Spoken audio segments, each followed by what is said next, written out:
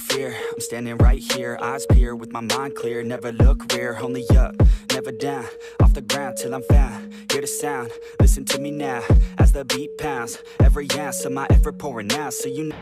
Shoutout kila Mike TV Vlog, Dennis Mamalayan, at Dragon 1976. Salamat sa inyong suporta mga kaprakti. Ang pagkakaroon ng abs o six-pack abs ay hindi nakukuha sa paramihan ng abs exercises. Yun bang para daw mabilis kang magka-abs ay dapat 5 exercises ang gawin mo o higit pa kada araw. At ito pang mindset ng karamihan. Dapat mo raw araw-arawin ang abs workout para madali mong makita ang mga pandesal mo sa tiyan. Ilan lamang ito sa mga tatalakayin natin sa videong ito. Kaya kung bakit ang karamihan ay hindi lumilitaw ang kanilang six-pack abs. At dapat nyong malaman ang katotohanan ito upang di kayo matulad sa mga taong nagsayang lang ng oras, pagod at pera sa gym. Siyempre ituturo ko sa inyo kung paano ba natin mapapalabas o kung paano tayo magkakaroon ng six-pack abs sa pinakamabilis na paraan.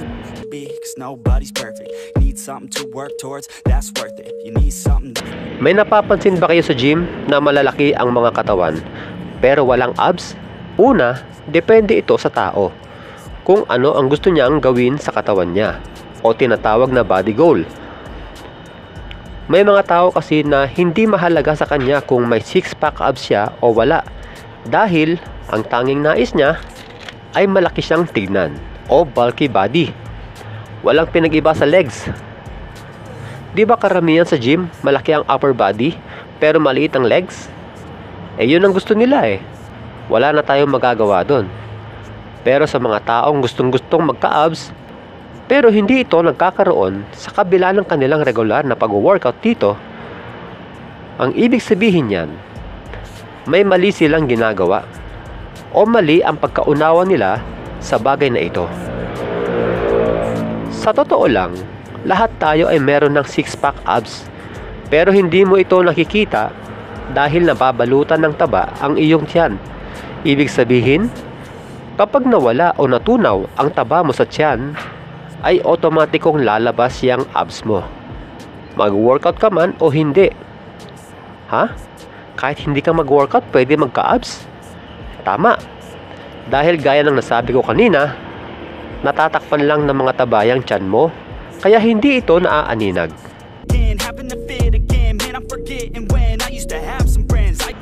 Maraming paraan para matunaw yung taba mo sa tiyan. Isa na nga rito yung tinatawag na calorie deficit o pagbabawas ng calories na ipapasok mo sa katawan mo. Sa madaling salita, kailangan mo magbawas ng kakainin kada araw. Lalo na yung mga pagkain matataas ang calories gaya ng cake, mga pagkain sa fast food, mga pinilitong pagkain at iba pa. Kapag ginawa mo yan, unti-unting matutunaw ang mga taba mo. At sa tulong ng pag-e-exercise ay unti-unti mo rin makikita ang paglitaw ng iyong abs. Dahil ang pagkilos o pag-e-exercise ay nasusunog ang ating calories dito.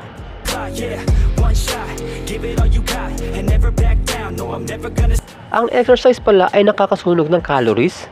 So dapat pala mag-abs workout ako ng madalas o araw-araw para mabilis lumitaw ang abs. Pwede. Pero tandaan nyo mga kaprakti, ang paglaki ng muscle ay kailangan ng muscle recovery. Ang abs ay muscle. Kaya dapat, meron din itong recovery time o pahinga bago mo ulit gawin ang abs workout. Marami na akong nakitang malaki ang upper body at flat din ang tiyan, pero maliit ang abs. Ito ay dahil inaaraw-araw nila ang pag-exercise sa abs. Dahilan upang walang muscle recovery. Kaya bagamat walang body fats sa tiyan, pero maliit naman ang kanyang six-pack abs. Upang lumaki ang iyong abs, gumawa ka dito ng 3 hanggang 4 na exercise, 3 to 4 sets, at 12 to 15 reps.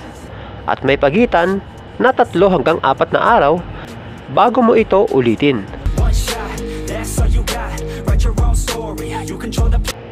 Narito naman ang mga abs exercises na ginagawa ko, kaya naging ganito ang aking abs.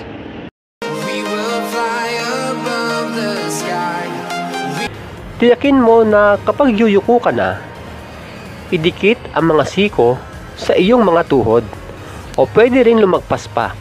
Depende sa inyong flexibility. Ito ay upang mag-contract ng gusto ang ating mga abs muscle. Sa pagkakahawak sa rope at naipwesto mo na ito sa gilid ng iyong ulo, dapat manatili ito sa ganitong posisyon sa buong panahon ng exercise. Hindi dapat gumagalaw ang kamay dahil kapag ganyan, tumutulong na ang iyong kamay sa pagbaba ng weights.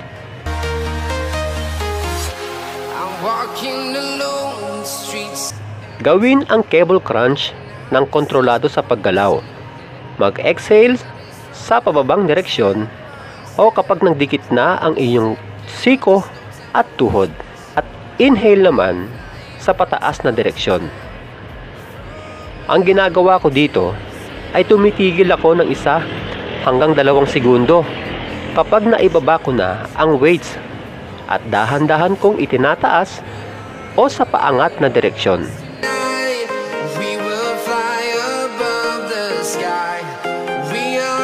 Ang susunod na exercise ay para sa lower abs. Sa pagkakaupo sa bench, ipitin ng paa ang short bar at hilahin ang weights sa pamamagitan ng ating tuhod. Kumbaga, iniipit lang ng paa ang weights, pero sa tuhod ka kukuha ng lakas o puwersa. Sa ganitong paraan, magtatrabaho talaga ng gusto ang ating lower abs.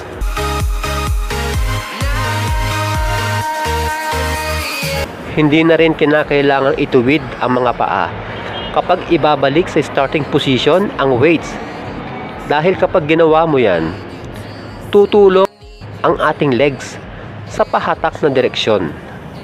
At isa pa, hindi mo pa nararamdaman yung pump ng iyong abs, pero sumasakit na agad ang iyong lower back. Ibig sabihin, masakit sa lower back kapag itinuwid mo ang iyong mga paa sa exercise na ito.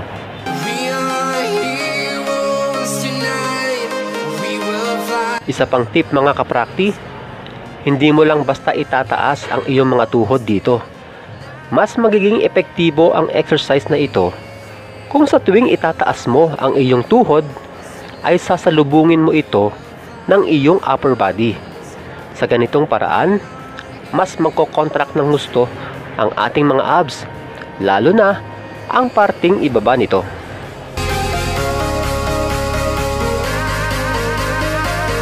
Kung sa bahay lang kayo nagbubuhat, pwedeng bodyweight lang ang gawin.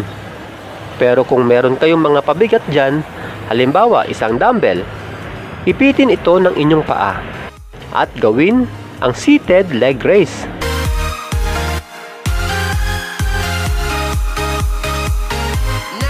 At ang pinakahuling exercise ay tinatawag na Russian twist o oblique twist. Ito ay pwedeng gawin sa gym, sa bahay, o kahit nasa labas ka. Mula sa iyong pagkakaupo sa sahig, iangat ang mga paa dito. Gamit ang buong upper body, i-twist o pumihit ng pakanan at pakaliwa na inaabot ng kamay ang sahig. Sa ganitong paraan, mapipilipit ng husto ang ating obliques, dahilan upang masunog ang mga taba sa parting ito.